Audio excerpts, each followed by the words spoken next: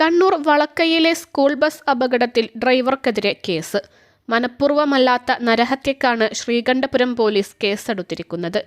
അശ്രദ്ധയോടെയും ജാഗ്രതയില്ലാതെയും വണ്ടി ഓടിച്ചെന്നാണ് എഫ്ഐആറിൽ പറയുന്നത്. അതേസമയം ഡ്രൈവറുടെ ലൈസൻസ് സസ്പെൻഡ് ചെയ്യും. ഇതിനായി മോട്ടോർ വാഹന വകുപ്പ് നടപടി തുടങ്ങി. കണ്ണൂർ വളക്കയിൽ ഇന്നലെ വൈകിട്ട് 4:30-യോടെയാണ് അപകടമുണ്ടായത്. ഇറക്കത്തിൽ ബസിന്റെ നിയന്ത്രണം നഷ്ടമായതാണ് മറിയാൻ കാരണമെന്നാണ് ഡ്രൈവറുടെ മൊഴി. എന്നാൽ ഡ്രൈവറുടെ വാദം തള്ളുകയാണ് MVD. സ്കൂൾ ബസ്സിന് യന്ത്രത്തകരാറില്ലെന്ന് MVDയുടെ പ്രാഥമിക റിപ്പോർട്ട്. ബ്രേക്കിനും എഞ്ചിനും തകരാറുണ്ടായിരുന്നില്ലെന്ന് കണ്ടെത്തൽ. അപകട കാരണം ഡ്രൈവറുടെ അശ്രദ്ധയെന്ന് നിഗമനം. അശാസ്ത്രീയമായി നിർമ്മിച്ച റോഡും അപകട കാരണമായെന്ന് നിഗമനം. ബസ്സിന് തകരാറുകൾ ഇല്ലായിരുന്നുവെന്നാണ് ചിന്മയ സ്കൂൾ പ്രിൻസിപ്പാളും പറയുന്നത്.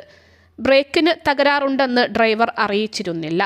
ബസ്സിന് 2027 വരെ പെർമിറ്റ് ഉണ്ടെന്നും ഫിറ്റ്നസ് നീട്ടിക്കിട്ടിയതാണെന്നും പ്രിൻസിപ്പൽ ശശികുമാർ കൂട്ടിച്ചേർത്തു.